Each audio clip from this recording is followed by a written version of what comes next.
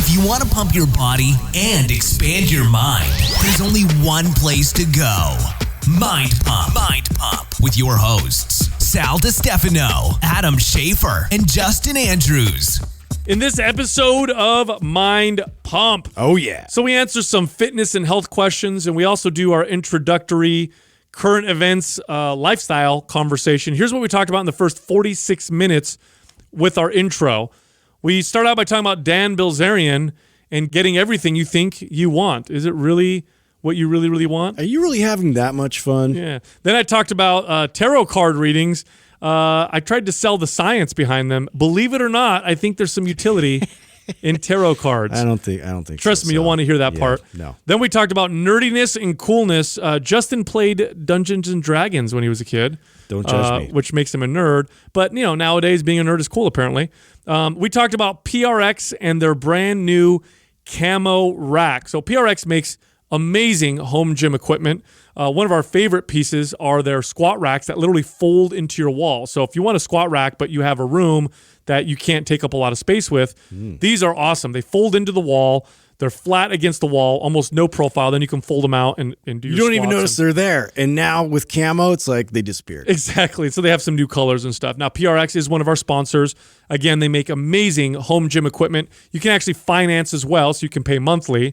If you go to prxperformance.com/mindpump and use the promo code MINDPUMP, you'll get 5% off the price, plus a free MAPS Prime program with the purchase of $500 or more. Then we talked about the documentary Westside versus the World. Great documentary. Yeah. Adam talked about his lack of sleep while Justin and I laugh at him. It's all catching up, isn't it, Sal? Justin has a confession. He's somehow connected to the Jeffrey Epstein case. Yeah. Before you guys all freak out, listen to the episode. Please. Yeah. Don't assume anything. He's a good guy. We talked about how there's a petition online to get Joe Rogan to moderate the presidential debate. Won't happen, but it would be awesome. I talked about the studies showing that heart attacks are becoming more common in younger people, and I also talk about why I think that's happening. Then we get into the fitness portion of this episode. First question, how do you use chains in the gym without looking like a dork? So we talk all about chains, what chains do for your gains, how to use chains, and also how to be more confident about using tools in the gym. Chains for them gains. The next question, this person wants to know what we think about the sick aging phenotype. This is described by Dr. Jon Sullivan as what happens to people as they get older. Metabolic syndrome, sarcopenia, which is the loss of muscle, osteopenia, the loss of bone, becoming more frail. He talks about how resistance training is the solution to these problems, and we talk about how we agree and why we agree with what he's saying. The next question, this person wants to ask, should you stretch before you lift or should you do it after you lift? The answer is yes, but it depends how you stretch. So you might want to listen to that part. It depends. And the final question, this person wants to know what our thoughts are on minimalist shoes and training barefoot. Is there any value, or are you looking like a weirdo for no reason at all? Adam thinks they're dorky. Also, this month, for the first time ever, MAPS Prime and Prime Pro, both of our most popular programs, are 50% off. Now, MAPS Prime teaches you how to prime your body before your workouts. Now, priming sessions, that's a fancy term for a very, very effective warm-up. Now, what does that do for you? Yes, it prevents injury, but it does much more. It helps you connect to the target muscles that you're trying to hit while you're working out. It helps you gain greater mobility, greater ranges of motion that you have control under, all producing better results. In other words, if you do a proper priming session, your current workout, even if you don't change your workout, becomes more effective. That program is 50% off. Now, MAPS Prime Pro is correctional exercise in nature. It helps you address areas of pain and mobile issues of all the major joints with exercises and techniques that will get you moving better and without pain. Both programs are especially valuable to personal trainers. So they're both 50% off. Here's what you do. Go to mapsfitnessproducts.com and use the code PRIME50, PRIME50, no space, for the discount. I actually like having somebody like Dan Bilzerian's Instagram to watch or follow, because I think it does remind me that we don't actually want everything. Like, there's something to be said about the pursuit of all that stuff your whole life and the journey to it versus just being a part of it and having it like automatically. Like, you would think that you would just it would probably be almost depressing. I think we're constantly seeking what we think makes us feel good, not realizing that. And I don't have any clue what that is like, right? The closest experience that I've had to something like that was, and I've shared before on the podcast, of, as a kid, I had a number in my head that I needed to make or wanted to make so bad. And, most of all of my teenage to young adult years were dedicated towards pursuing that. And I remember reaching it and just, for sure the first year or two, though, like I totally feel like it felt like what Dan Bilzerian's Instagram felt like for a year or two. You know what I'm saying? Like in my head and in my world, like it was like, fuck, I did it. I made it. It's amazing. Buy this, do that, do all these things. And then it just kind of, it lost its luster. And then all of a sudden you start seeing all the negative things that come with that, the things that you just didn't think about when you were dreaming about it your entire life. Like, when you all of a sudden you have more money, everybody wants to hit you up for money all the time. Or people then begin to expect you always to pick up the tab and pay for things. Or, I can't actually go do all these cool, fun things with my friends unless I pay the bill and do all of it. And, I'm attracting people that are only attracted to those things. Fake people. Yeah, right. And it's like, so you start all of a sudden seeing all those things more. And I could just... You know what it reminds me of? This is a very simple, basic analogy. You know the old analogy of the kid who gets caught smoking cigarettes by his dad? And he makes him smoke the whole pack. Yeah, that was the old punishment. It was all right, you want to smoke cigarettes? Smoke the whole pack. And then the kid, of course... My grandpa made me do that to a stogie. No, did he really? Yeah. Why, did he catch you? Totally threw up. Yeah, exactly. Yeah. Exactly. I think we don't realize that if we have everything that we think we want, we'll realize very quickly that that's not at all what we need. And then it's a terrible place to be in because where do you go? Yeah, exactly. So what do you do if you're somebody like Dan Bilzerian? Like, what do you do? Do you just, you become like a monk and you walk away from all that stuff? Like where do you He needs to go to space. Like where that's just the next level. Yeah, dude. That's you just need the a next goal. That's just the next level. Yeah. It goes You've conquered here. 15 Instagram models naked in your house all the time, start a weed company, land on the moon. New planet, dude. You got to go on another planet, start over. Yeah. You've hit, the top level. Well, dude, look at the studies on people who win the lottery. Look at the suicide and depression rate and abuse, drug abuse rate among celebrities. Celebrities are great examples because celebrities have access to all the things that we think would be awesome, right? Like if you're a movie star or a music, celebrity or whatever, a musician, you have access to very attractive people who want to have sex with you. Movie stars, you have lots of money. Movie stars want to be Dan Bilzerian. Yeah.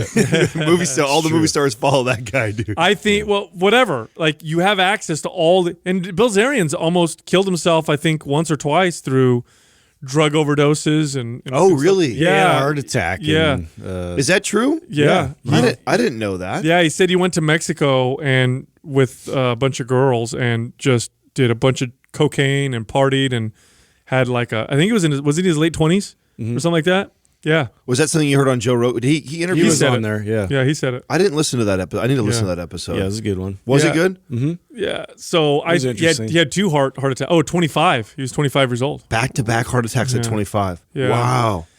Yeah, man. It's weird. Now, did Joe dive into that? Did Joe get into? Yeah, they did. Did he ask him when you got all these things, this and that, does it get lame and boring and depressing? I don't remember if he said that. He did a little bit, and yeah, he totally sounded like, there was days where he was like bored with it, you have to be. He checked him on that a little bit, yeah, because it's like, you have so much excess all the time, it has to be like the new norm. It's not just bored. I think it's if you're seeking it and you're driving towards it constantly, you have something to pursue. You have meaning. Once you get there and you're like, yes, I made $1 million, and then you're there and you're like, yeah. This is not giving me the fulfillment that I want. Yeah, you remember Mark Manson talking about that, hitting a New York Times. Getting depressed. Yeah, and then being depressed and being locked up in his house. Bro, this is why I think this is the value, I believe, of spiritual practices. I'm not being specific. I'm actually being quite general here, but because I think there's a lot of different ways to approach this.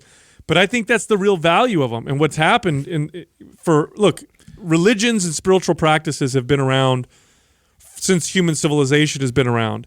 And they've stuck and been around with us this entire time because I think that there's a real value. And I don't think the value is in explaining things. That's not where I think the value is. I don't think the value of spirituality is not telling us where the sun comes from or the moon comes from. I think the value is in the meaning that you find from philosophy and from spirituality. And we're entering into an age where, because what happened is humans discovered science. We discovered the scientific method, and science is, up until now, the best method and tool we've ever discovered at solving problems. It's phenomenal at solving problems. It's objective. There's a testing protocol. It's duplicatable. It's brilliant at solving problems. Now, the issue with that is that we think now science is the answer to everything. And we think that it has the solution to everything, but it doesn't. It doesn't have there's a couple problems. One, science is amoral. Now, it's supposed to be amoral. That's the idea. It's objective. You don't want science to have an opinion. It's just, this happened or this didn't happen. Black or white. Yeah. Now, the problem with that, obviously, is because it's amoral, if we don't have a morality, a lattice of morality surrounding it, then the only thing that'll ever happen is we'll always ask, can we do that? Let's try. Can we do? For example, if we said, can we, what if we could clone a human or make a human and engineer them to be 6'5", incredible athletes, no genetic diseases, perfect, hyper intelligent, but we have to go in there and make this happen through, messing with the sperm and the egg and just scientists genetically engineer these perfect humans. Well, science would say, makes sense. Oh yeah, we'd solve all these problems. Yeah. Why not? Let's do it. But something inside of us tells us there may be something wrong with that. I don't know if that's necessarily the answer to, to what life is all about type of deal. That's the morality. Should we? It asks should we, not necessarily just can we. And science doesn't have that. The other thing about science is it doesn't give you. You'll never find meaning with science. You'll find why you feel what we know what love looks like. We know chemically what being attached to someone looks like. We know all that stuff, and we might be able to duplicate it with drugs, but we know what happens when people seek meaning with drugs. They do them more and more and more, and it becomes an obsession and addiction because you never fill it. You never fill that meaning, and you end up becoming addicted to drugs, and things become a lot worse in drugs or science. So I think we're in an interesting age, and I think that those questions are answered not through science. I think there's wisdom in spiritual teachings, and I think that's where you'll find it. So science tells us, I want money, pleasure, enjoyment. Those things feel good. Give me all those things. And then what happens when you get all those things? You sit there and you realize, oh shit, this is not. Yeah. That's why if you look at all these spiritual practices, they all teach detachment. All of them. Buddhism, Christianity. Philosophers talk about detachment. Why would detachment be so important? If you got lots of money, if you identify with your money and this is who I am, that's a problem. If you have lots of money but you don't identify with it, take it or leave it, I know what I am, who I am, I know what my meaning is, that seems to be a better place to be in. They all talk about, stuff like that around those types of things. So anyway, I think it's pretty fascinating. Actually leads me to something I think you guys are going to fucking get a kick out of. What's up? So how Christina was in here yesterday and she's always bringing her tarot cards and all that stuff. Right. Yeah. So what's your understanding of tarot cards? What do you think that people think they're doing or say they're doing? What's the value of them, would you say? If there is any value. There's no value to them. Yeah, there's no value to them. I'm trying to figure that out because for me, it's just okay, so this is just you're talking about chance, based off of whatever card you get. It's horoscope it's supposed bullshit. To be for you. Okay. Yeah. It's horoscope bullshit. It's the same thing. You ever read your horoscope? Oh my God, it's always speaking to me. It's general statements that you could find, relevance in your life. Yeah, you could read into it. You could project yourself into it. It doesn't matter what it is. So I always thought it was it's it's spirits or some kind of mystical intuition and whatever, and you guys know how I feel about that, and you guys kind of feel the same about that kind of stuff. But no, there's actual. I think I see the utility and potential value. Here we go. She closed you last night at dinner. No. Well, check this out. He got a really good card. Don't try to get us involved in your devil. Come on, man. I got a terrible card. It's bullshit. It has nothing to do with. It has nothing to do with that. No. You guys, I was totally just like where you guys are. All right, I'm let's totally wrong. keep selling us here. Okay. Keep selling No. us on Watch this. when I explain it. You're gonna be like, "Oh fuck." Yeah, we're a so. harder Are you sell, guys dude. familiar with the? I think they're pronounced Rorschach tests. I think there are the blot, the ink blot. Yeah. How do you say it? It starts with a W. Yeah, Rorschach. Something like, you've seen those, right? Where psychologists will hold up like a. Oh yeah. The and black, like, what do you blob. see? Yeah. Yeah. So what's the value in that? What's the value in the psychologist or psychiatrist showing an They ink can blot? see how you think, right? Right. The utility is in your own, what your own intuition is saying about yourself, right? Okay. So if you look at the cards in a tarot deck or decks of cards that are similar, Rorschach. Oh, you're right. Rorschach, With the R. So when you look at a deck of tarot cards or cards that are similar, when you actually examine the cards themselves, you realize that, and you guys are kind of alluding to this, they can be interpreted many, many, many different ways. So the card could say, for example, big changes are going to come. Prepare yourself, and you can interpret it and be like, "Oh man, I'm going to go through a divorce." I know, or you could be like, "Oh my god, my business is going to blow up," or whatever. Right. Okay. Yeah. So that's the key here. The key is that these cards are specific but general enough to where you can interpret them into many different ways. So here's the utility. The utility is this: how often do you have an inner voice or intuition that you constantly question and challenge? And then later on, you're like, you know what? I should have listened to myself. I knew that what I was thinking. Happens quite often to a lot of us. Right. And so when you're doing these cards, you pull up these cards, the way you interpret them is everything. Now, it's not telling you the future or anything like that. What it's doing is allowing you to have a conversation with your own intuition. So it's you're talking to your inner voice. 100%. That's all it is. Well, you do that with meditation, though. You can, and it's a tool. It's a tool. Now, is it a perfect tool? No, not at all. Because it could backfire. If you have negative self-talk and then you get a card that then you're like, then it gets in your head more, and it probably will come true later. Correct. Well, and that's my point. But if let's say you do a good job of really having a conversation with yourself. So we did these. She was kind of trying to explain it to me, and then the way she explained it, I was like, wait a minute, I can see some utility in this. So then we did them again, and I realized the way I interpret them just tells me about my own inner voice, what I kind of know to be true, and it helped validate it. But you have to be honest with yourself when you do these types of things. And then I realized that's why these fucking cards are so popular, and that's why they've lasted for so long, is because there's some utility in that. And it's just a tool. I could see it being a psychological tool. You're just training your thought process. Yeah, like think about that inner voice where you're dating someone, and that inner voice is like, this person's crazy. You don't want to be with this person. This is not a good relationship. But for whatever reason, you're attracted to them, you're stuck, but you got this inner voice. Then you do the cards, and the cards say, the cards present whatever, and you interpret them as like, get the fuck out of the relationship. You're like, you know what? I know this. This resonates. Yeah. I know this to be true. I need to make this decision. Something like that. It's one step towards the devil. Yeah. One more step closer to the devil. Yeah. So shut up. Anyway, can you guys see what I'm trying to say? No, I get it. Yeah. No, cool, right? Yeah. I knew it. Yeah. I knew it. You had a deck now or what? No, I didn't. But I told her this yesterday, and my mind was so blown, and she was so surprised, like why my mind was blown. I told her, I'm like, because you guys don't sell it right. No. You don't explain this shit right. So this is why I got into D&D for a minute. Yeah, Dungeons and Dragons. Yeah. Oh, jeez. Yeah, dude. Did you ever do I was that? I was like a wizard. It was cool to like pretend you're. You a did wizard. D&D?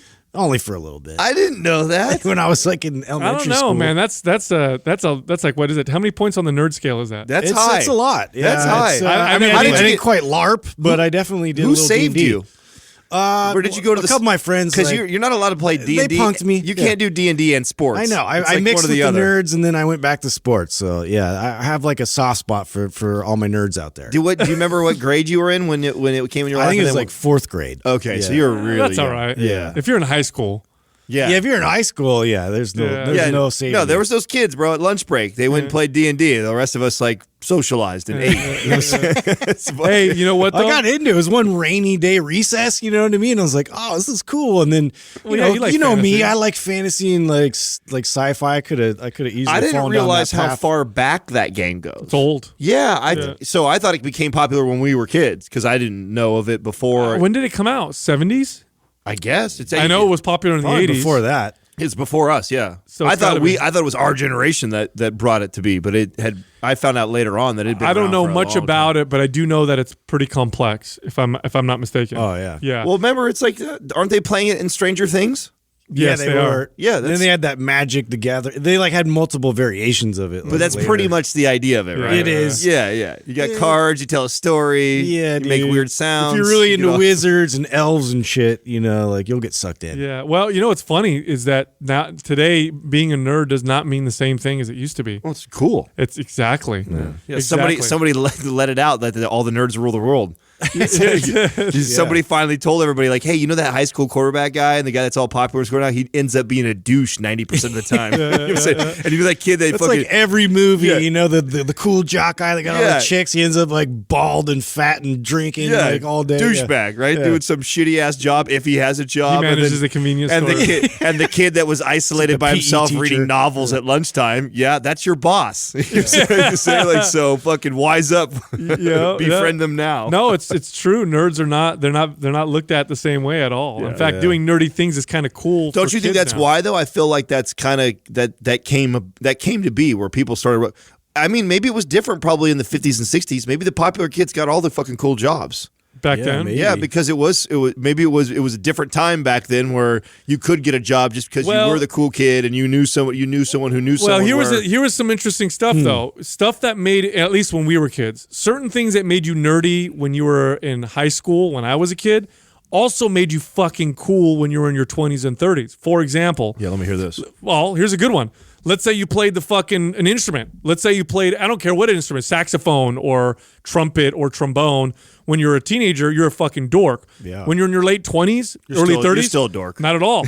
You're still No way, you play an instrument? Bro, if you came out with a trombone right now and started rocking the dopest tune ever, I mean, I would be impressed. I'm gonna throw something. That's at what you. I'm saying. But you'd still be a fucking nerd to No. me. No. What you're getting mixed up with, and I will agree with this, is like that. I mean, you could serenade a chick, and a chick is into that. When you get in, That's what I'm saying. As an adult, Oh my God. but that don't make you more cool with the boys. I've always wanted to playing the punch that piano guy. does not make you more cool with your boys. With your boys? Yes, no. None of my boys. If my boys came out, Bro, I'm just you go to a listen fucking to me rock some Beethoven right now. No, you go to a bar and there's a piano in there just on the side. Oh, and you your- could just bust out Your some dorky Beethoven? friend goes over and starts playing, and all the I- girls give him attention. Yeah. He's cool. He's cool instantly. I can't get on board with this. You don't one. think so? Like, yeah. Cool Better now. You're or, normally really like, good with your analogies. Not so novel? good on this I one. don't know, man. We'll see. Ladies, if a guy plays an instrument in his 20s and 30s, And he's actually good. And he's good at it. You have to be really yeah, good. is that nerdy or is that kind of cool? You would have to be at another level good. Yeah. You really would. yeah, if you suck. Well, no, even if you don't. Ooh, suck, a if you're xylophone? Just, Check this bro, out, if guys. you're just like kind of an average, if you're an average piano playing dude in his 20s, it's not that cool, Dude, bro. I knew a kid in high school who played the harmonica. Dork. Later on, when he's like in his late 20s at a bar, pulls out his harmonica, everybody's drunk. He became Blues Traveler. He's fucking cool. Everybody's singing along. They're like, that guy's great. I man." don't know, dude. Maybe there's just levels to cool, and you haven't seen like super cool before. Yeah, well, I played Man, the there's certain spoons. instruments too. So like this- let's like the there's a spoons. hierarchy. If you're gonna get laid, you're totally not. Yeah, Yeah. Is the accordion still not cool? When's that coming back? No. You imagine not that? cool. Only for Weird Al. He pulled it off. You bring that out, yeah. Anyway. that guy's the man. Hey, so what's up with the new design that PRX put on their The rack? camo. Yeah, It's like Did you see that? It's snakeskin camo or I something think like it's cool, man. Like I would have had that if I would have decked the whole room out for the boys and made it like a cool like fort. you Doug, know? pull that up. Rachel was talking about that, and she I don't know kept- why they did it, but I think it looks cool. There's got to be a reason behind that. You're not a company like PRX, and you don't all of a sudden decide I'm going to make camouflage racks without. that? Well, it's the a racks already fold in flat against the wall, so I guess if you want them even more incognito, So, so if your Ooh, where is it? if I your don't know. wall I is see it. designed like the fucking the forest, Yeah. because that's how everybody paints their fucking. I don't want garage to see walls. it. Okay, I don't want to see it. I know. I'm actually really curious to why. Are you trying to pull it up right now, Doug? I think Yes. there's a demand, bro. Look how Yeah. many people wear. No, I camo think so. clothes I've and- seen a lot of the barbells are getting like wraps and different cool I mean, it colors looks. and It looks. stuff. It actually looks tough. It does look cool. It looks really tough. That looks- does look tough. No, it looks really fucking cool. I'm just. I'm curious to. You know what though? Have you guys seen? There's been some people that have taken it like on the outside part of their house, like so it's like there's a covering, like an awning, so it's like kind of in your on the backyard. side. So it's like half kind of outdoor, but also I was like like that. was a good idea. That's This actually would go well with that. That's smart because when you fold it up against the house, it's underneath the side of go the house. under the awning. Yeah, so Yeah. it's not going to get any rain or anything on it. And then when you want to use it, you fold it out and you're squatting outside. yeah, dude. Oh, I that's was like, brilliant. damn, I would have loved to do that. No, they have the best. They have the best. Okay, so you know what this reminds me of? Looking at this camo squat rack or whatever. You guys ever see pictures of military overseas when they have like their gym set up? Oh yeah. In Iraq or Afghanistan They're or like whatever. they're wrapping suspension trainers on tanks and like doing cool Yeah, shit. or they're doing barbell presses with like tires and shit like that, and the whole Right. thing's kind of camoed out or whatever. Kind of reminds It me. kind of of that a looks little like that. You know what I did see on their site too? They have sandbags. Like everybody always asks me, where can I get sandbags? Like for our Map Strong program. PRX has sandbags? Yes. Oh, I didn't know They that. sell sandbags and they also sell dumbbells in case that was something too that you Shout out had. to our awesome partners. I didn't even know that. I didn't know they were just on go Shark- through them, man. They were on Shark Tank. Yes, silly. Why You would- didn't know that, why- dude? Did I forget that? I must have Yeah, it known was that. in the very about it. beginning. That's what attracted Taylor to them in the first place. Oh, Yeah, when he first brought it to me, he's like, "Hey, check this company out. They were on Shark Tank, and I really like what they're doing." Blah blah blah. That's how he first initially introduced it to us. Oh, rad. Look at that! I didn't know they had the sandbags. Yeah, bro. So here's the thing about sandbags I'd like to communicate. However much you think you can lift, go lighter. Sandbags are way harder to hold than you think. Oh yeah. Like we have a 200-pound one here. I could lift 200 pounds. I could do it with one hand on a barbell. Lifting a 200-pound sandbag and completely carrying it. different story. And what it does is it encourages rounded back lifting. So, and what I mean by that is not your lower back, but rather your upper back. Because when you're lifting it, you're hugging it. You have to spread your scapula and round your back in order to hug this round Well, object. these ones we have the ones like that Rogue makes that are like kind of, I don't know how you would describe it, almost like tree stumps, Yeah. versus these are even better because they got the handles.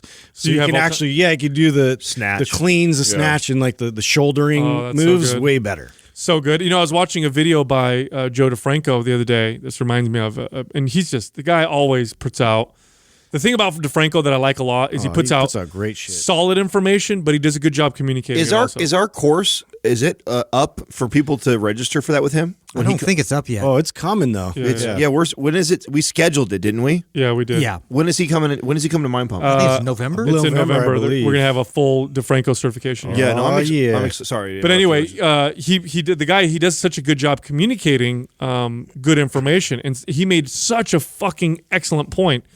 When we're lifting weights, we are constantly strengthening the scapular retracted and depressed position. When you bench press, you're constantly pulling the shoulder blades down and back. When you're doing rows, you're focusing on that back and down squeezing. He says it's a good idea to offset that with some scapular forward pressing movements because that scapular forward press, spreading the scapula is the serratus. And a lot of people develop issues with their serratus or imbalances because they never strengthen it. So like a push-up where you're pushing up and then rounding your shoulders at the top would be a good idea to offset that retracted scapular position, especially in guys like us who lift all the time. Now, obviously the average person, you got to focus on pulling the shoulders back. Right. You got to correct a lot of the normal, like day-to-day postural issues. Yeah, but if you train a lot, it's like a good idea to focus on pressing with the rounded back as well. I know we've talked about that just makes a back lot of sense. exercises. that just highlights the importance of going through full range of motion on movements and strengthening it all the way through. Right? Yeah. versus that's shortening things up. Yeah, all the because some time. people get scapular winging and they get issues with their shoulder blades because their serratus is not strong or weak or whatever, and that causes shoulder Dude, instability. speaking of lifting, I watched last night because I don't sleep anymore. I was watching Westside versus the World. Have you guys seen that? I saw The like Louis Simmons 40, story, huh? 40 minutes of it. Oh, okay. Did Yeah. you? What you fell off? You didn't like it? Yeah, no, I was watching it. Jessica, It didn't was wanna all watch right. so- It wasn't amazing, but there was he's a maniac. there's a couple things He's a that maniac. I didn't fucking know that he was responsible. Did you guys know he's the one who created the reverse hyper? Yeah, you invented Yeah, the yeah, I reverse knew that. hyper. Yeah. I did not know that. Yeah, because he injured his back. Like Yeah, really, I didn't know really bad. I did not know he created that. I also didn't know that he completely popularized chains and bands. Yeah, Nobody else was using chains or bands. Like, and he talks about the story of like that, how that came to be. He doesn't take the credit. I don't remember. I do remember him talking about. What did he say about the chains and bands? Well, both of them. He doesn't take credit as he invented it. He's just like the first person started applying it to build strength. Like somebody brought it up to him, and he at that time was reading. I forget what book it is. The popular Russian strength training book that I think we've even talked about on the show before. He's reading that, and it's just talking about the strength curve and then manipulating that in training. And so he's like they were like playing around with these. I forget what they were called. Super training? No, it's not super training. It's a different book. I know we've talked about it before or have alluded to it. But before chains and bands were popular, the Russians used to do this thing where It's like a straight bar, and there's like weights at the bottom. Oh, it drops the weights off. Yeah, and it drops the weights off. That's how it like originated. That concept and that idea of loading it on loading the negative. Yes. Yeah. So basically, the way that works, which those are valuable tools, also. Right. They're different than chains and bands. It's like you lift a weight. It's got a bar hooked around your weight with weights hanging from the bottom, but they're low. They're kind of close to the floor. You lower the weight, so it's heavier to lower, but then when you hit the floor, it unhooks. Those weights hit the floor and it unhooks. Now you could press up a lighter weight. That's cool. So it overloads the negative. That's how. Super cool. That's kind of how it originated. It originated from that, and then somebody I think told him like, "Oh, you could use. I use chains to create that same thing." And so then he started using chains like crazy. And then he was trying to, and he actually talks about the difference between the chains and bands. And I know we get that as a question all the time. And he leans more towards the bands. They started band training like crazy. I love bands more than I like chains too, but chains they just wreck my body more. Yeah. Bands feel smooth and they don't. Yeah, bands are smoother for sure. Yeah. Chains, it does feel like it could sway a little. It has a little more movement to it, I would say. I just thought it was interesting that I did not know he was responsible for a lot of those. I like those bars too that flex, for deadlifting, so you can get like one weight to lift off, and then the next, and then the next, and the next. Oh, I've seen that. Yeah, I've seen that. those are great. You know what's cool about what's his that called, name? a Texas Gosh bar? darn it! What's his name? That was the guy that ran Westside Barbell. I can't believe Louis I can't remember. Simmons? Louis Simmons. Yeah. What I love about him, and it highlights this quite well in our space, I think it's in other spaces too, is that the best coaches are, and the ones that really revolutionize how we train, are just the ones that seem to be the most intuitive. You know what I'm saying? Like, Yeah. he doesn't have all this like. No, he doesn't have a crazy degree. He doesn't in the have field. formal education, No, not at none all. of that stuff. But he was very intuitive when he said, "Okay, I think that might work," or "Let's try this," or "Let's apply that." And then he tested it out and it worked. Joe DeFranco did that with pulling the sled. Remember how people argued like crazy with him about sled pulling and say, "Oh, that's gonna make him slow down." He's like, it'll make for him running faster. mechanics. Yeah. Now he's got formal education too, but it's this intuitive aspect of. And Westside Barbell produced champions. I mean, they just continue to produce champions, but brutal. God, their gym for a long time was his garage. Bro, the whole time it's been a shithole. Yeah, He's in the documentary. I think he moved to 3 or 4 different locations. Every one of them was a shithole. Ugh. I mean, that like he thrived in that environment. I don't think he ever great. desired to have like a commercial looking gym. It was a good documentary. So you couldn't go to sleep. That's why you watched it. Oh, dude, I What's don't. up? What's up with the sleep? I don't fucking sleep, bro. Last night, dude, and he's going through this like I forget what they call it. There's a phase of where he's just fussy as shit, and he has there's like 2 periods of the day, and one of them happens to be fucking late at night, where he's just little colicky signs. bro, I was flipping around looking for the return policy last night. Like, fucking, how do I take this thing back, dude? Hey, now you know why you love him so much. Oh, Because if God. you did it, everybody would be like, "Fuck this, I'm out of here." I'm thinking he's crying. I do this like humming, singing thing to him because I can't sing either. Wait, can I hear it? No, absolutely not. Oh man, I want to hear the hum. I can't wait to This is for auto-tune me and you, him, dude. right? Yeah, that's it. That's it. But I'm humming like "I love you, Maximus." That's all I'm humming to him, and I just repeat that over and over. And I'm like, as he's like crying, I'm thinking in my head like, "Oh my God, you have to do this chant in your head for what to your point, you know?" Remind yourself. I do love you. I do love you. I really do, because that's what it's starting to sound like to me when I'm singing. Dude, and remember this is the funny it story. was so much sweeter when he was early on. They challenge the shit out of you. You know what? It's like this challenging, then it's like this is so great, and then challenging. Yeah, it doesn't end, by the way. There's never an end to the challenge. It just changes. I see that. I see that with my 2 best friends. It's nice seeing that they both are 6 month and a year phases ahead of me. Yeah. And so I can see and what it looks like that it happens, and I was aware of this. It was just more apparent. I'm all paying more attention to it now. It's just that each phase there's pluses and minuses, right? It's like, oh, now he no longer wants to fall asleep on your chest, but now he's like saying words and he's doing things like that. But now you gotta watch. He gets into everything, and so sticks his finger in everything. Yeah. So I think they're oh my God. Yeah. I'm actually just really I'm really proud of Katrina and I, because with as little as sleep I feel like that we've both been having, and we haven't got into it at all. And everyone would say that to me, like, "Oh man." If you do, don't feel bad about it too. Yeah. If you do, don't feel bad about it. It's totally normal. It's the first 2 to 3 years are the hardest. Yeah. If you look at like split up rates, divorce rates, difficulty rates. It's like the first 2 or 3 years is like you got to get through.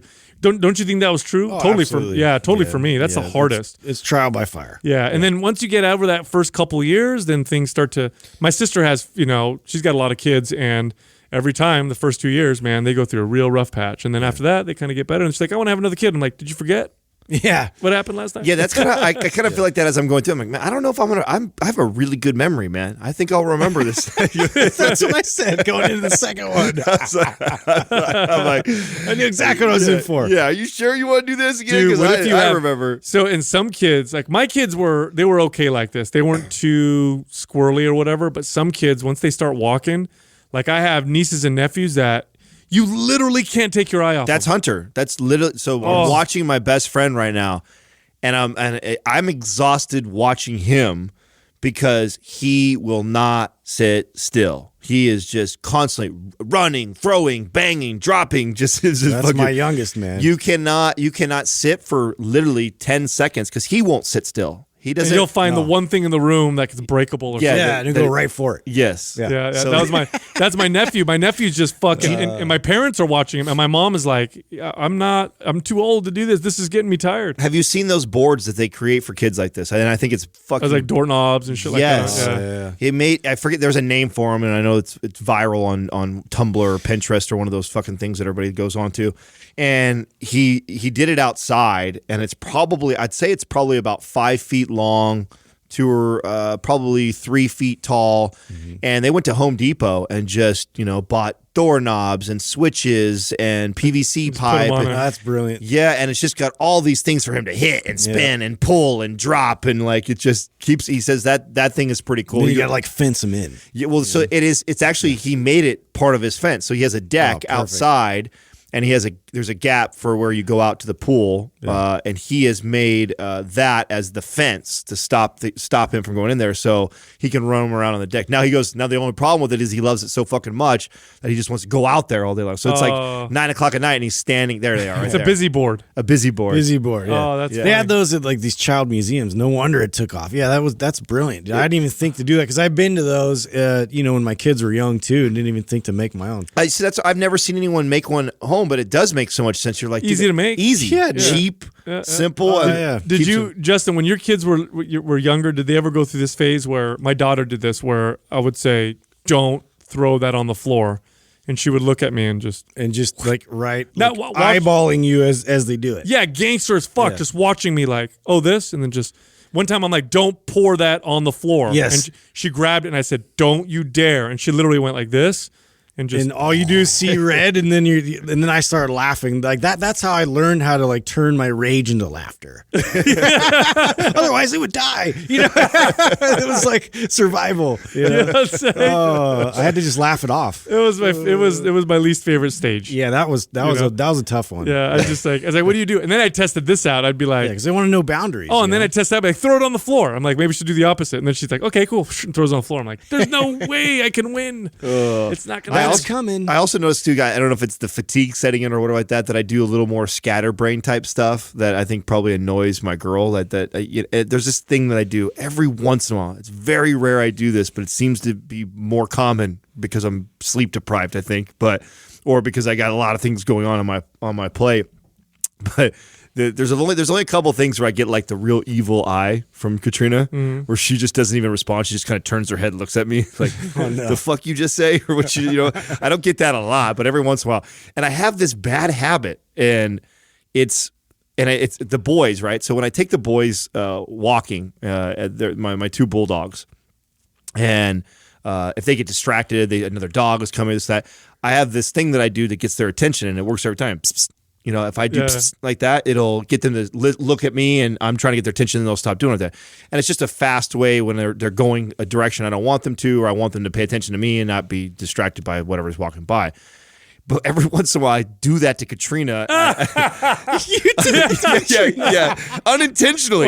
Just trying to get her attention real quick. Yeah. Like she gets up real quick and to move. And That's weird that would bother her. Hey, can I get a Pepsi? Oh, yeah. Hey, brothers. I feel fucking terrible. hilarious. It's just it's Since at you're a getting up, can you give me a beer? Oh my God, dude.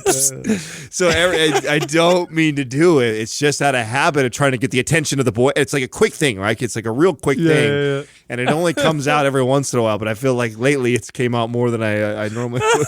Oh my God, that's funny. No, but for me, it's you know what annoys Jessica is after I drink. When I wake up in the morning, the first thing I do is I get a big glass of water, and I do this thing where I drink my water, and once I'm done, I go, ah. Like I make that sound, and she gets so like fucking, every time. Yeah, she's like, "Why do you do that?" And I'm like, "I don't just know. water. I have to do it that way. Maybe I got conditioned by fucking Coke and Pepsi commercials Yeah, that's probably what it was. as a kid, you know, subliminally. It And just so set in. now when I drink, I'm all like quiet, trying to make it quiet, but I can't. So I'm like, So even when you drink, it's not as water. satisfying. anything. It's like satisfying to do that. Anything. yeah. I drink and I think it's because I'm holding my breath, and so I let the breath out. I don't know. Yeah. Pretty annoying. No, Courtney, oh, dude. So every night, the last few nights, I would say maybe like for the last 2 weeks, and this has been a constant battle forever, is the sheets, tucked in versus untucked. Like I can't tuck the sheets on my feet. I can't do it. I feel restricted. Like hotels? No, I I have hate to that, dude. undo it immediately. Like I cannot. I kick it off, and that just drives her insane. Like I don't know why. It's like I'm. Because It's she like, likes them tucked in. You can have them tucked in. Look, I'm doing this right now. I'm tucking your side in, but I'm free. I'm a free bird, dude. You're not going to confine me to this bullshit, right? And dude, I don't know what like. The other night, I just barely, like, really slowly do it because I know it really irritates her. And so I'm, like, taking it off and I'm putting my feet and I'm, like, you know, just kind of stretching out, like, "Rrr," and she's like, "That does it," you know, and, like, throws this huge, like stink about it. I'm like, oh, my God, dude, I don't know if we're ever going to solve this.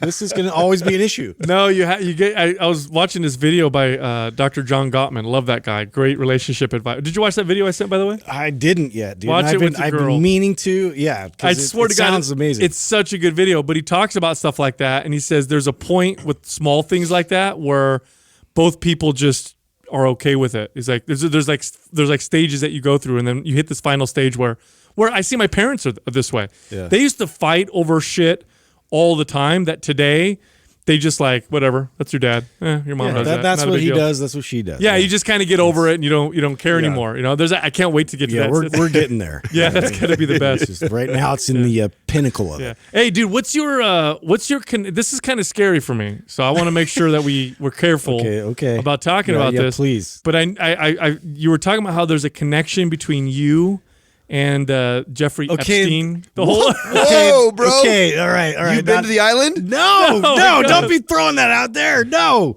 there's nothing crazy like that. But, okay, I was watching Louder with Crowder. My friend had told me about this. He was watching, and he's like, dude, you'll never believe it. And I'm like, what are you talking about? He's like, so somebody from high school, this cheerleader that we both knew very well, was why did you say it like that? I don't know why I said it like that. That was a little slip. Anyways, she was on there, and I guess Very well. Yeah, it was on like Inside Edition, and so they were like referring to this clip of. They were talking about the whole conspiracy and how like everything behind it and stuff, and then they showed this clip of basically this girl Shantae who is taking the reporters onto this plane, this private plane, and was talking about how she was like his private masseuse. And She's in that clip that I sent to you guys on the main thread. That said, the YouTube, the Crowder with Crowder. Yeah, that's her. Oh shit! So she went to my high school. Oh shit! And was like in a grade above us, and like used to hang out in my circle and everything. And we're just like, what? Like, oh my God! Like how crazy! So this girl, you know her, and then you just saw her. You didn't hang out with her anymore, or whatever. No, I had no idea what she was up to in life or whatever since high school. And now you watch this video, and you're like that, and she's talking about being his private masseuse. Yeah, private masseuse. Oh, she's getting. They're going to ask her a lot of questions. I know, and I'm like, why would she go on like a major national television and be associated? Well, maybe she's innocent. Maybe she literally was just probably. a masseuse getting paid lots of money, because I'm sure he paid her a shit ton. I mean, that's what I'm going to lean money. on. I'm just saying that's crazy that I know somebody in that world. You know what else is crazy? I saw that the not petition. What's it? Is it a petition that they're trying to sign? Online, the Yes. online petition. Yeah, to have Joe Rogan Yes, moderate yes. the debate. Yes. Oh, that would be brilliant. It's already You think it's gonna happen, bro. It's got to. Nah. Well, it won't Yeah, happen. I'll never let it happen. No well, way. would they? I don't know, dude. Nah. We live in a They different. wouldn't let it happen, dude. We're in a different time now. I would love if Joe Rogan moderated the debate and asked the questions everybody really wants. Oh my god, that answers would be to awesome. and corners these fuckers because the way they answer questions is so ridiculous. Like, you know what? That's a good question, John. I'm going to get to that in just a second, but I do want to say that I feel America's the greatest. Like, and then you're done, and it's like he didn't answer the question, and then they move on. I would love that if Rogan did that. You imagine? Yeah. It's like, okay, so are there aliens? You first. You know? Well, what if presidents or candidates start doing it though on their own? Like not because you would think that there would be some. Okay, imagine there's X amount of candidates that are running right now, and Joe puts it out there that hey, I'm going to host my. It's not going to be the presidential debate, But if you want, I'm going to be inviting. I think it would be Now smart. that could happen. Right. He's already had like a bunch of presidential candidates on his show. So he's already got the contacts and relationship with them. Obviously it's smart for them because millions of people listen to Joe Rogan. He's become the Oprah of podcasting. Right. So wouldn't it make sense for him? And he's getting this petition going around, which I think is already close to 100,000 or more people that have signed it already. Oh, it'll hit millions. Right. Once it spreads, it'll hit millions. And so then why wouldn't you use that as leverage to create it on your own platform and say, hey, I've already got Biden, I've already got Trump in my pocket. I could call these people up. Let's call them up and see if they want to get on the show. And I would love that. And then imagine you're the one guy who denies it. Now here's the thing. I don't think he'd want to. Because when he's interviewing people, it's a different story. But when he's moderating a debate, the people moderating the debate are always being accused of being for one side or the other. So let's say you're moderating a debate, you're trying to be as objective as possible, trying to be as neutral as possible, but one of the guys debating or girls debating sucks and gets their asses kicked.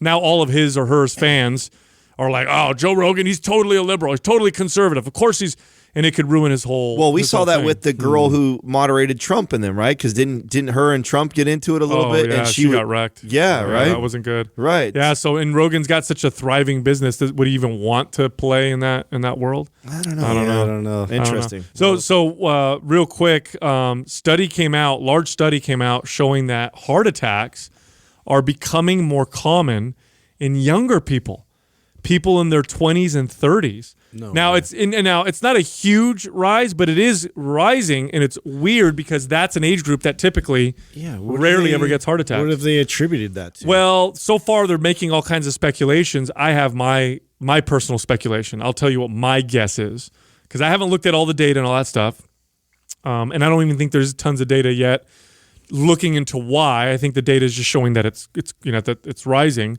But my personal opinion is I think that that caffeine intake has been gradually and dramatically increasing among the youth for a while now. Theory. And caffeine, if you have cardiac issues, I don't think these kids are getting heart attacks because their arteries are clogged. Have you ever looked at? This would be an interesting stat to look up. First of all, Starbucks came on scene how many years ago now? 90s it started getting big. Right. So I mean, even when we were kids, coffee was not a thing. No, and neither were energy drinks. Old people drank coffee. Neither were energy drinks. Right. They weren't huge until later. So do we have the numbers on how much caffeine is consumed today versus by the youth? Yeah. I don't know. It'd be just interesting to look period, up. just consumption. What's caffeine consumption in general today versus 20 years ago? I would say I would bet a house that the caffeine consumption is dramatically increased amongst the youth. Yeah. I don't know about older people, but amongst the youth, because energy drinks, everything's being targeted towards them. They all drink Starbucks now.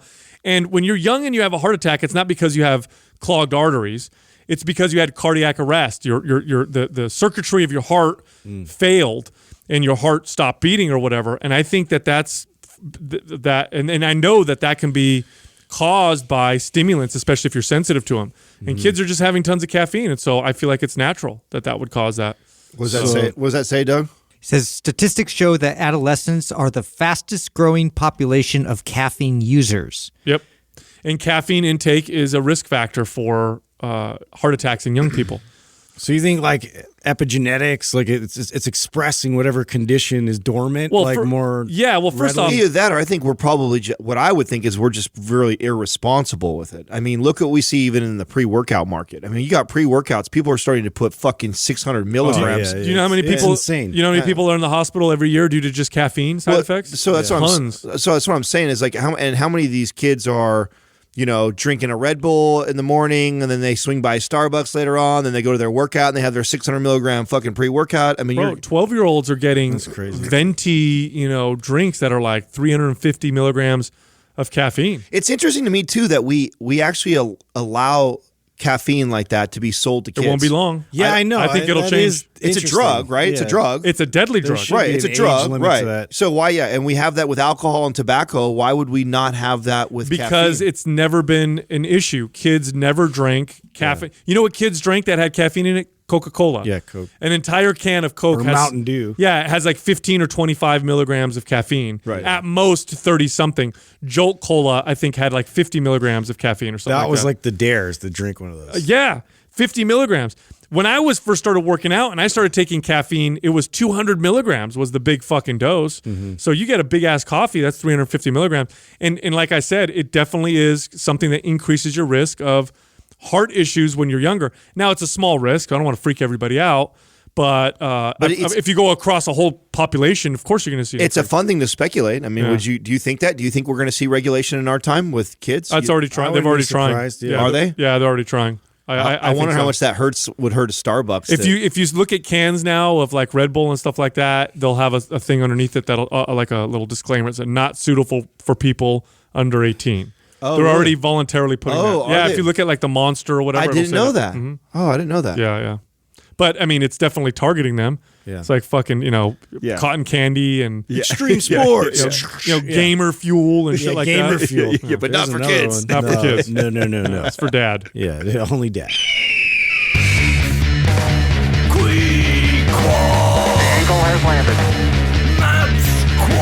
Today's Squad is brought to you by MAPS Anabolic. If you're looking to maximize your overall muscle and strength, MAPS Anabolic is the perfect place to start.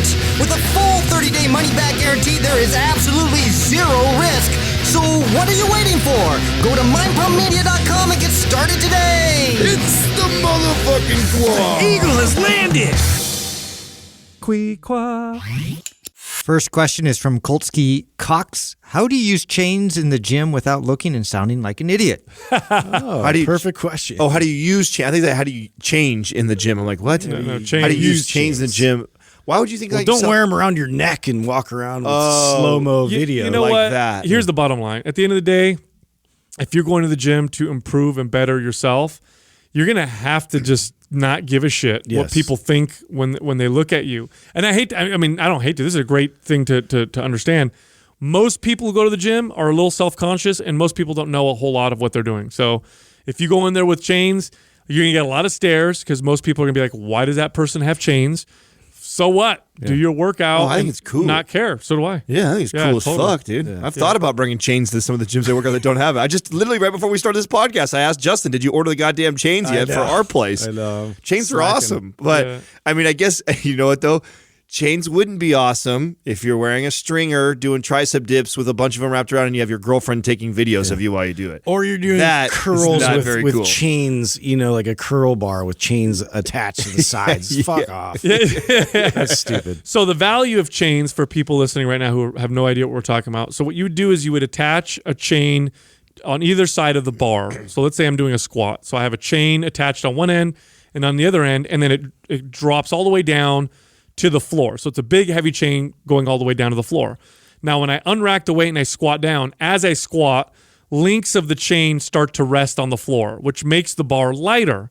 So the bar is lighter at the bottom of the squat and heavier at the top of the squat when I'm supporting the entire chain. Now, what's the value in this?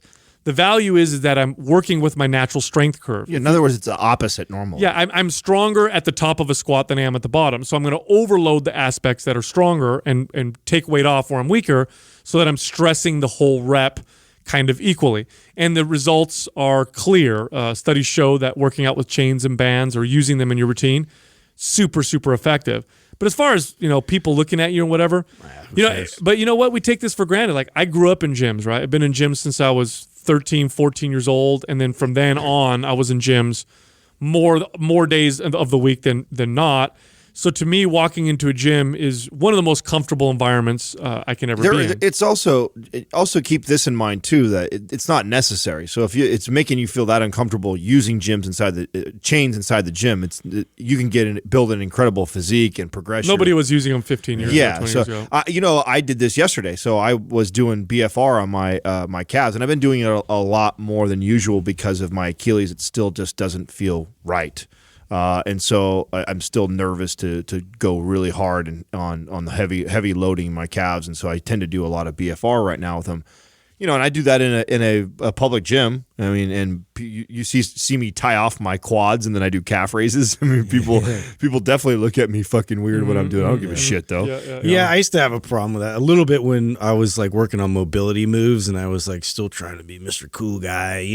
Like I'm strong, and all I do is bench and squat and deadlift and all that cool stuff. But at a certain point, I'm crawling, I'm doing all kinds of like right in front of all the meatheads. I didn't give a fuck after a while. It's just a matter of just doing what's best for you and just owning it and just going for it. Yeah, and again, we can't take for granted how intimidating a gym can be. I was talking to a bunch of trainers last week. I was at the 24 Hour Fitness on Santa Teresa, and I was doing sales training, all that stuff, and I was talking about like you can't really underestimate just how intimidating a gym is and a personal trainer, and the only thing I can think of that kind of reminds me of what that feeling is like the first time I walked into school, or a kickboxing academy. Yeah, remember the first time you went to school? Yeah.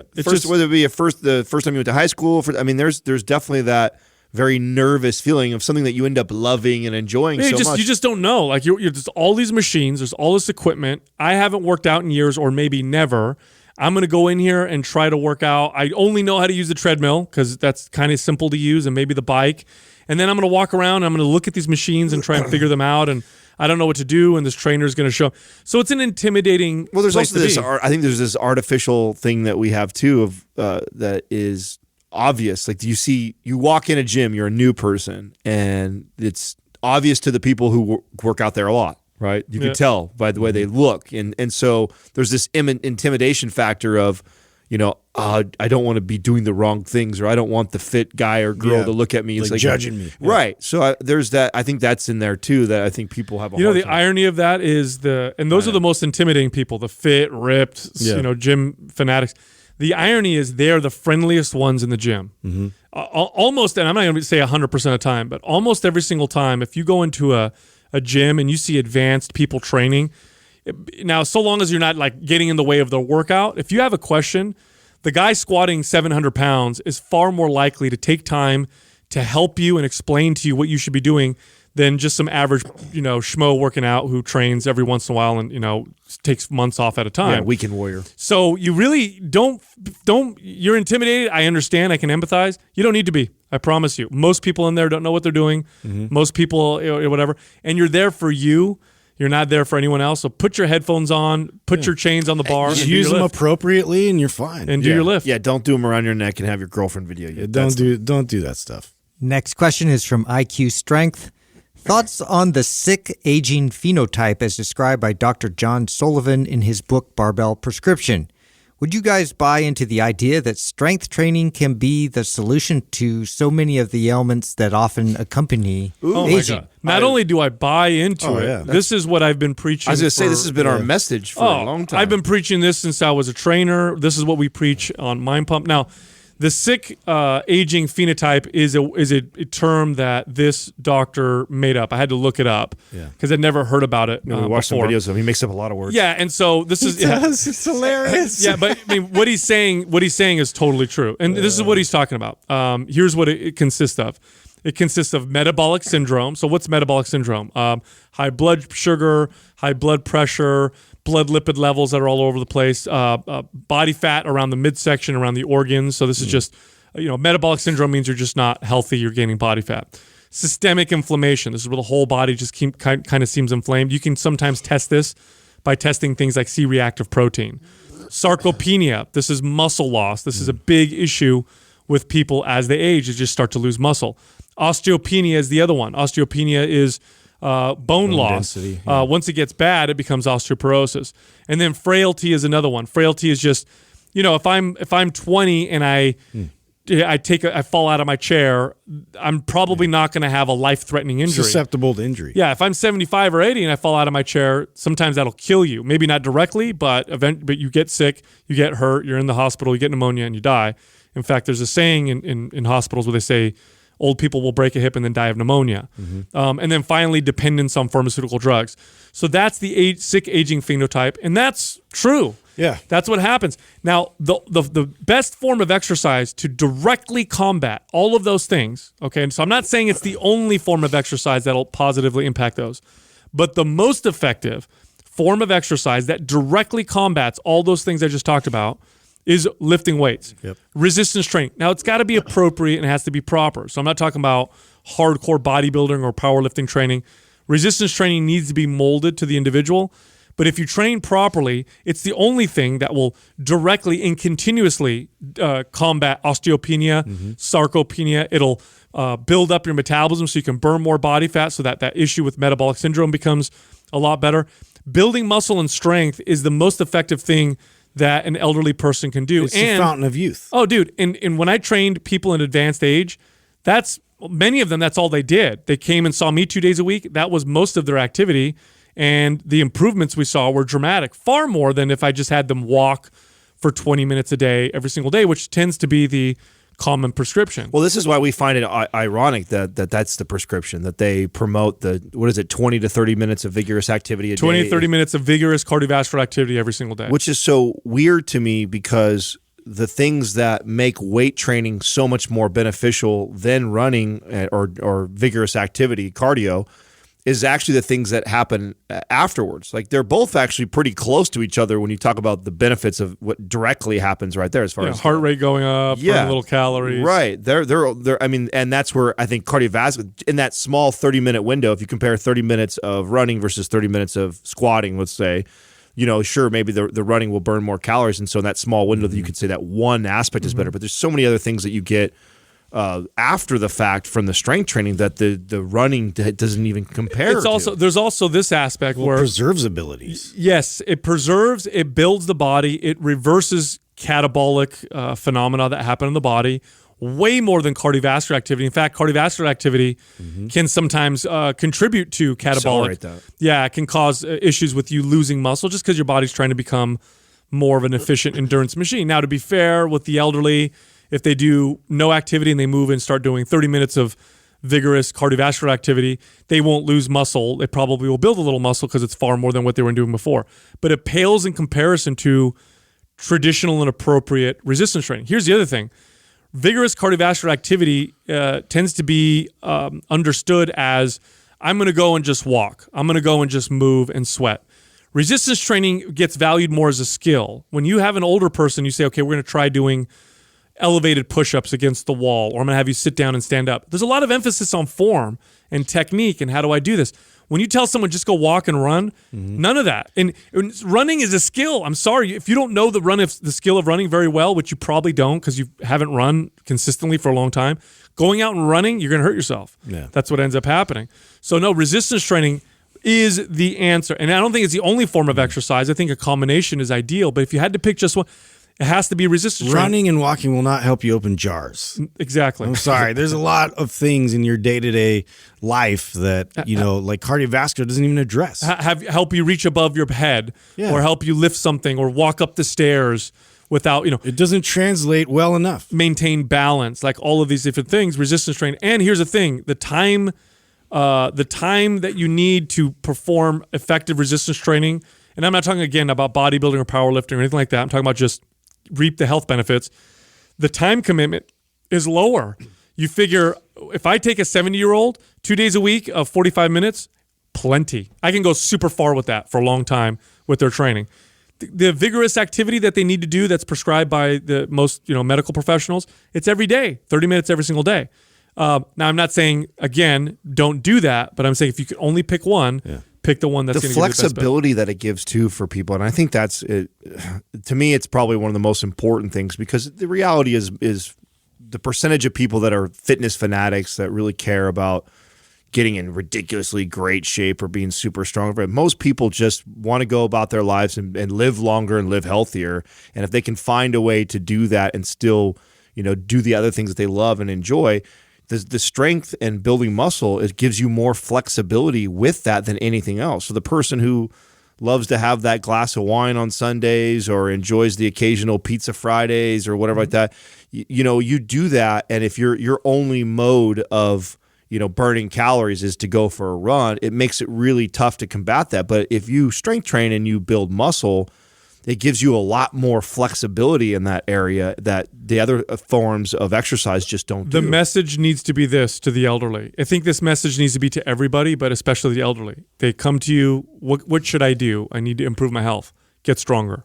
That's it. Yep. Get stronger. That needs to be the prescription. Studies now show too, like we can more accurately predict a person's mortality with a grip test or a test, can they stand up off the floor without grabbing onto something, better than other more popular metrics.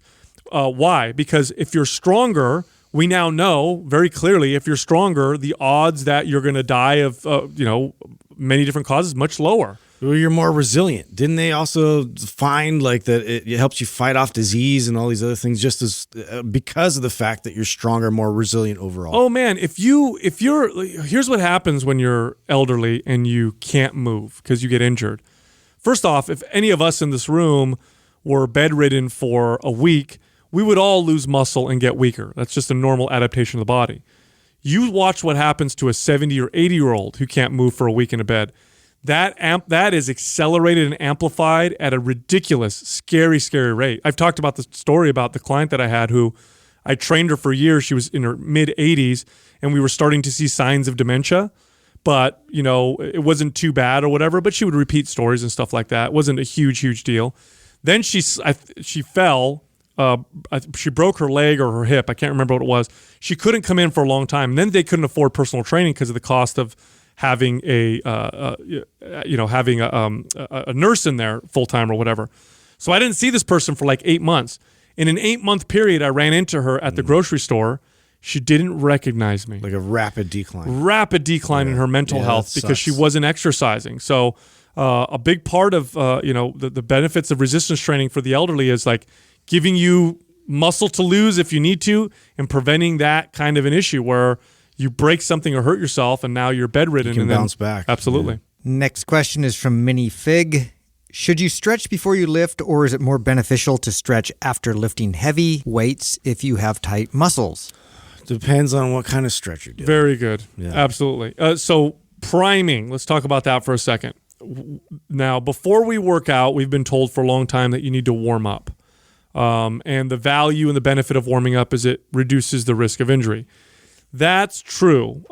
Moving and getting your body warmed up and just doing general movement before you work out will help you do that.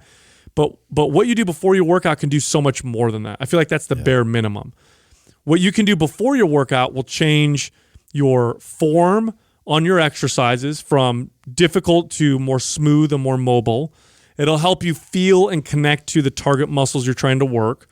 It can improve your power output if you prime properly, just because you get maybe tight muscles out of the way and other muscles that you can feel and fire. Overall stability. Better stability. So what you do before your workout can really dramatically improve the quality and the adaptation signal you send during your workout. So you should spend a good 10 to 15 minutes of proper priming, which includes stretches, but it's not the static stretches. It's the active type of stretch.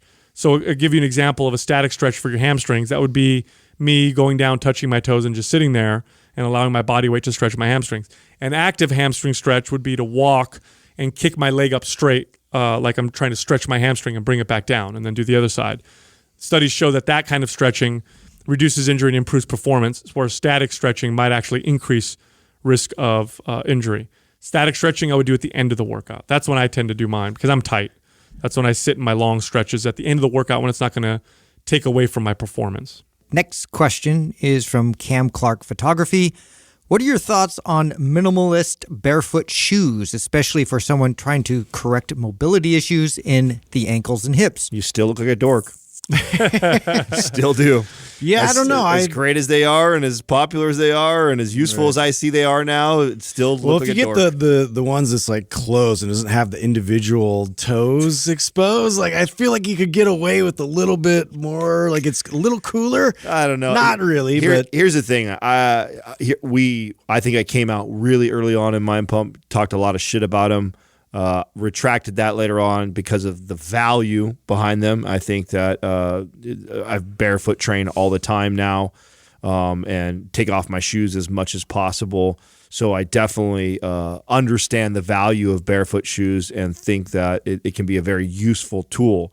Now, that being said, I don't own a pair, but I train barefoot all the time. And now I get if you're somebody who doesn't have a gym like I do, where I can be barefoot or naked if I fucking wanted to. Please, and God, train. no. Yeah, and train. videos. So I get like any you want to, but personally, I would just take my shoes off when I get home and do exercises to strengthen my feet at home. I mean, that's just me, but Yeah, I like them. I like them for gyms that wouldn't allow you to go barefoot. For sure, barefoot is going to be king if you were to work out and like that was your goal, is to really get grounding, get that good connective feel with your feet and be able to go through that, like especially like deadlift and squatting. I love to do that without shoes on, so I can kind of feel where the compensatory patterns start to kick in. It's important though that you understand too that that's only one piece of the puzzle too, though. Like, so, and for me, this is a big one because I had really weak feet, I had poor ankle mobility, and I had poor hip mobility.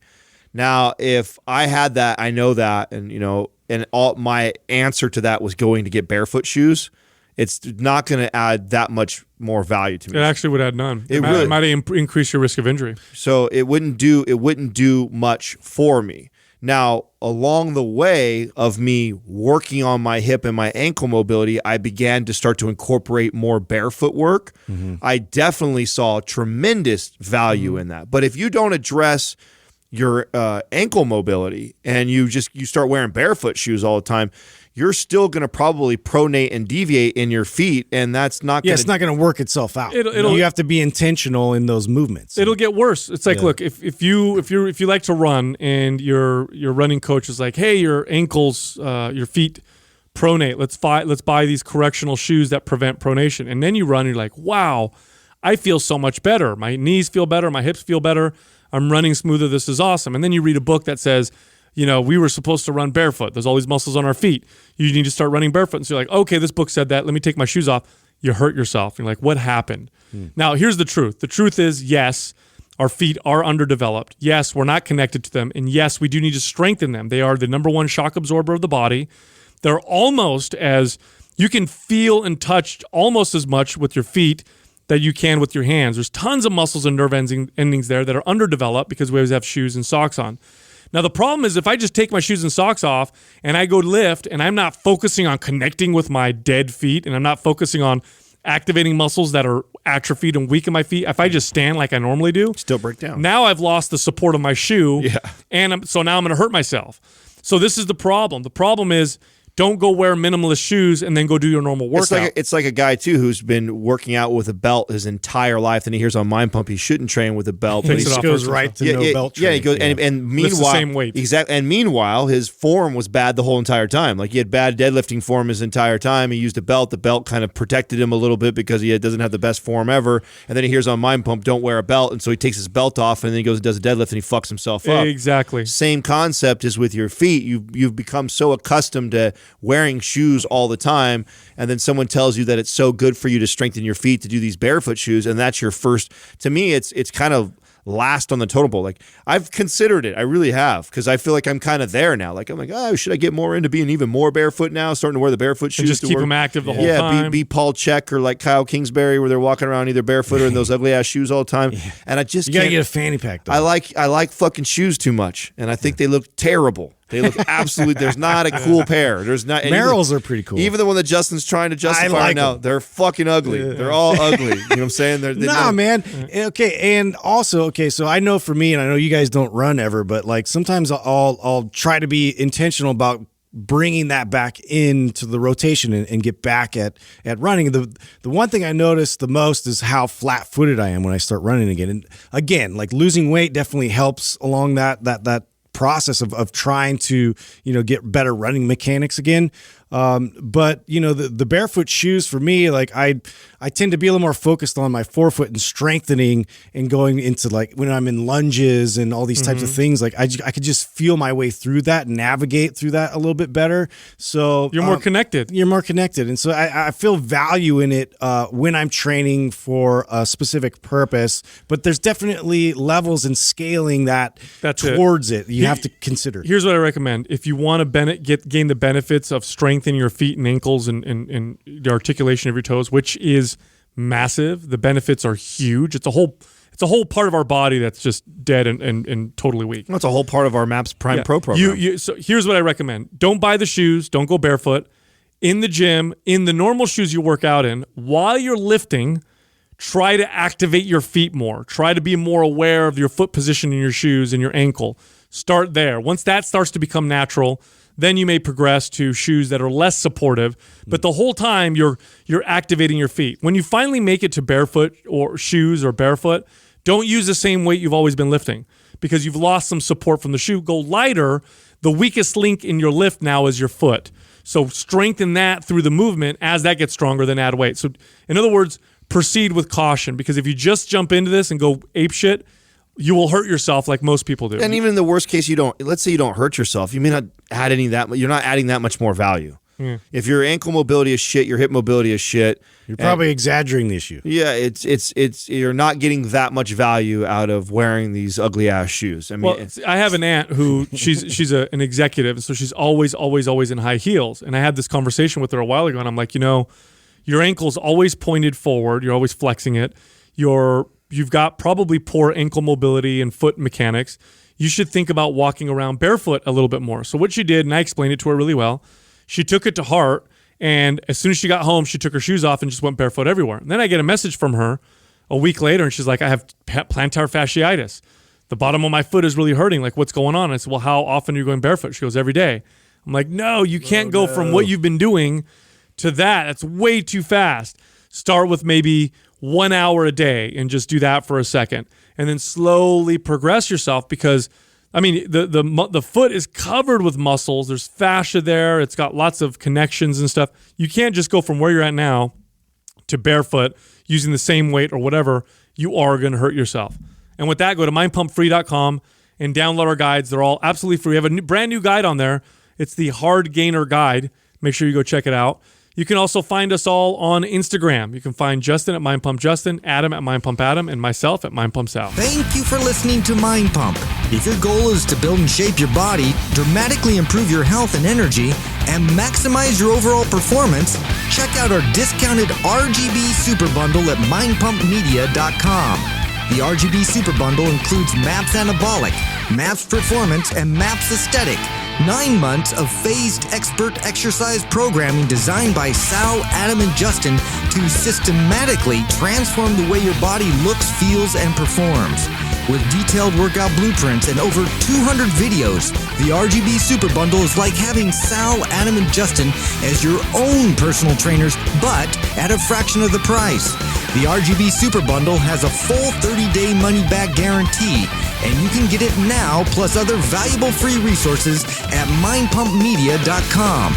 If you enjoy this show, please share the love by leaving us a 5-star rating and review on iTunes, and by introducing Mind Pump to your friends and family. We thank you for your support, and until next time, this is Mind Pump.